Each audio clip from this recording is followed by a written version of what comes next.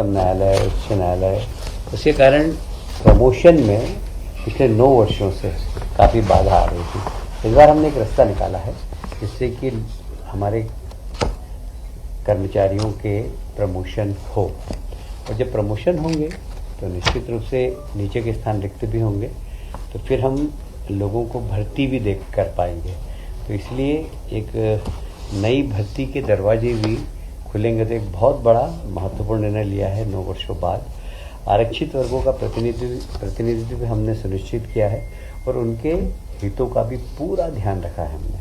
कहीं पर भी जो आरक्षित वर्ग है उनके परसेंटेज को पूरा ध्यान में रखते हुए हमने परसेंटेज, जैसे कि अनुसूचित जनजाति के लिए 20% और अनुसूचित जाति के लिए 16% आरक्षण का प्रावधान है, वो भी इस प्रमोशन में हमने पूरी तरीके से ध्यान रखा है। उच्चतम न्यायालय और उच्च न्यायालय के जितने भी आदेश थे, चाहे वो एम नागराज का हो, जनरल सिंह का हो, आर.के. सभरवाल का, इन सारे प्रकरणों की हमारे विधि विभाग से पूरी जानकारी लेकर तो प्रमोशन में किसी प्रकार की कहीं पर भी विधिक तकलीफ नहीं आए, इस बात में ध्यान रखते हुए हमने पूरी प्रमोशन की नीति बनाई है। अनुसूचित जाति और अनुसूचित जनजाति के लोक सेवकों को भी मेरिट के आधार पर पदोन्नति प्राप्त करने का अवसर दिया गया है। वर्तमान वर्ष में आगामी वर्ष की रिक्तियों के लिए पदोन्नति समिति की बैठक कर चयन सूची बनाने का प्रावधान किया गया है, अर्थात अग्रिम डीपीसी के प्रावधान भी किए गए हैं।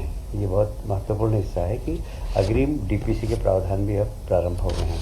पदोन्नति के सूत्र में वरिष्ठता का पर्याप्त ध्यान रखा गया है। वरिष्ठ लोक सेवकों में से मेरिट के अनुसार न्यूनतम अंक लाने वाले लोक सेवक पदोन्नति हेतु पात्र होंगे। प्रथम श्रेणी के लोक सेवकों के लिए मेरिट कम सीनियरिटी के प्रावधान किया गया है। पदोन्नति के सूत्र में कार्यदक्षता को प्रोत्साहित किया जाना लक्षित है। पदोन्नति के लिए अपात्रता का स्पष्ट निर्धारण किया गया है। किन परिस्थितियों में कोई लोक सेवक अपात्र होगा एवं दंड का क्या प्रभाव होगा, यह स्पष्ट रूप से उल्लेख किया गया है। कई बार हम लिफाफे में बंद करके उसके प्रमोशन को रोक देते हैं, तो कौन कौन से कारणों से लिफाफे बंद होंगे, इसको हमने बहुत स्पष्ट किया है।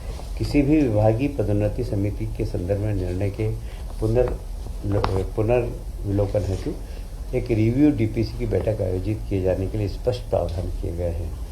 नवीन पदोन्नति नियमों में परिभ्रमण की व्यवस्था समाप्त की गई है, जिससे पदोन्नति हेतु अधिक से अधिक लोग लाभान्वित हो सकेंगे। पदोन्नति समिति को शासकीय सेवक की उपयुक्तता निर्धारण करने का अधिकार दिया गया है। चतुर्थ श्रेणी के लिए अंक व्यवस्था नहीं होगी, केवल पदोन्नति के लिए उपयुक्त होने पर पदोन्नति प्राप्त की जा सकेगी। सरकारी सेवा के लिए किसी वर्ष में की गई आंशिक सेवा को भी पूर्ण वर्ष की सेवा माना जाएगा। यदि वर्ष में एक भाग की सेवा भी की गई तो उसे पूर्ण वर्ष की सेवा माना जाएगा। यदि किसी वर्ष में 6 माह की गोपनीय प्रतिवेदन उपलब्ध है तो उसे पूर्ण वर्ष के लिए मान्य किया जाएगा। कई बार ये जो हमारी सीआर को लेकर पदोन्नतियाँ रुक जाती है, पर यदि 6 माह की भी अगर उसकी सीआर है तो उसको वर्ष भर की माना जाएगा और उसकी पदोन्नति में वो रिकॉर्ड नहीं होगी।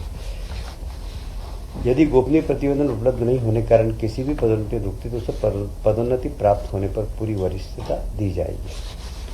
अप्रत्याशित रिक्तियों को चयन सूची, प्रतीक्षा सूची से भरे जाने का स्पष्ट प्रावधान किया गया है, क्योंकि जितनी भी इस प्रकार की रिक्त पद हैं जहाँ पर अप्रत्याशित रूप से भरे जाते हैं, उनकी सूची भी प्रतीक्षा सूची से भरे जाने के प्रावधान है। प्रतिनियुक्ति पर भेजे गए शासकीय सेवक जो आगामी वर्ष अर्थात पदोन्नति वर्ष में उपलब्ध नहीं होंगे के पद के विरुद्ध पदोन्नति का प्रावधान किया गया है। कई बार जब किसी व्यक्ति को बाहर भेज देते हैं किसी दूसरे उसमें, तो उसका पद रिक्त हो जाता है, वहाँ पर हम पदोन्नति कर सकेंगे। गोपनीय प्रतिवेदन से यदि कोई गोपनीय प्रतिवेदन, एनआरसी, नो रिपोर्ट सर्टिफिकेट, सक्षम स्तर से स्वीकृत अवकाश, पद ग्रहण काल अथवा प्रशिक्षण के कारण है अथवा गोपनीय प्रतिवेदन में निर्धारण समय पर स्वमूल्यांकन के साक्ष्य हैं, तो ऐसी स्थिति में गोपनीय प्रतिवेदन की अनुपलब्धता के आधार पर पदोन्नति नहीं रोकी जाएगी। विभागीय पदोन्नति समिति के बैठक से पूर्व केवल कारण बताओ सूचना पत्र के आधार पर बंद लिफाफे की कार्रवाई नहीं की जाएगी। ये एक बहुत महत्वपूर्ण विषय है, क्योंकि आपने भी देखा होगा कि लोगों के जरा से कारण बताओ नोटिस पे लिफाफा मिलता जाता है, तो उसकी पदोन्नति फिर होती ही नहीं है। और वो लिफाफा 4 साल, 5 साल, 6 साल, अभी तो मेरे पास ऐसे केस आए कि वो रिटायर हुए, उसको 3 साल हो गए, उसके बाद उसका लिफाफा गिला, तो रिटायरमेंट के बाद उसको पदोन्नति दी गई। ये सब जितनी भी इस प्रकार के प्रावधान थे उसको ठीक किया गया है। कुल मिलाकर पदोन्नति के पद जिस दिन उपलब्ध हो उसी दिन उपयुक्त योग्य एवं आरक्षित पदों के प्रतिनिधित्व को ध्यान में रखकर भरे जा सकेंगे। इस तरह के प्रावधान किए गए हैं। लगभग 2 लाख रिक्त पद सर्जित होंगे ताकि प्रशासन में सुधार एवं कार्यदक्षता बढ़ेगी। यह आज का बहुत महत्वपूर्ण मध्य प्रदेश के कर्मचारियों के लिए है और लोगों के नई भर्ती के दरवाजे भी खुलेंगे।